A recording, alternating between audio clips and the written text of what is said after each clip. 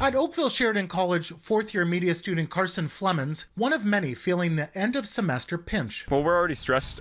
It's our thesis films. We have our thesis projects. Many students are in the same boat where we're all being pushed to the brink, essentially. Now the threat of a strike by OPSEU's college faculty members is sparking major concerns for thousands of students on the verge of graduating. I was looking at hopefully going right into the work. I have a couple opportunities already offered up to me, but if it ends up having to be extended, I might have to delay these opportunities or not accept the jobs, which isn't ideal for me. Worries about possible extra costs, job prospects, and visa extensions are being heard by student association heads at other colleges too.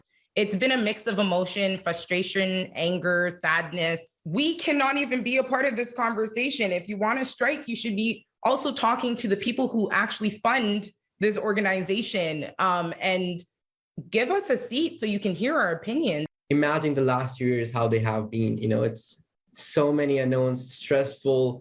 It's no in-person learning, or if there is very minimal in-person learning. It's always so much going on in the world. As for the issues involved from the union's perspective, the decades-old formula calculating preparation time, workload, and job protections high on their list. We are not arguing over money or wages and benefits at all.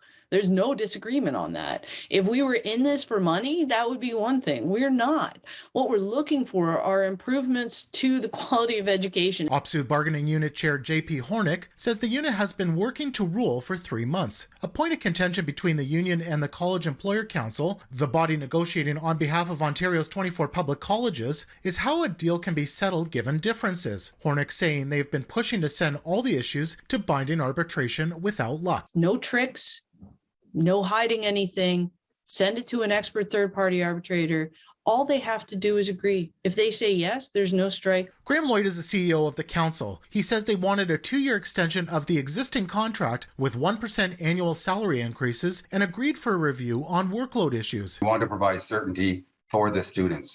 College management has always wanted to provide some certainty because of these economic times. He called many of the asks from the union hard to meet, pushing for an arbitration process where someone would pick one side's proposal over the other. Lloyd encouraged meeting again and tried to dispel concern there could be a lockout. Management will never lock them out. We need to get these students through. We need to give them some security. CityNews contacted Ontario College Minister Jill Dunlop to ask what the province is doing and if legislation might be used to end a potential strike. No answer to that last question, but a spokesperson encouraged both sides to reach a deal to keep students in class. Meanwhile, these messages for all involved. We have to avoid a strike.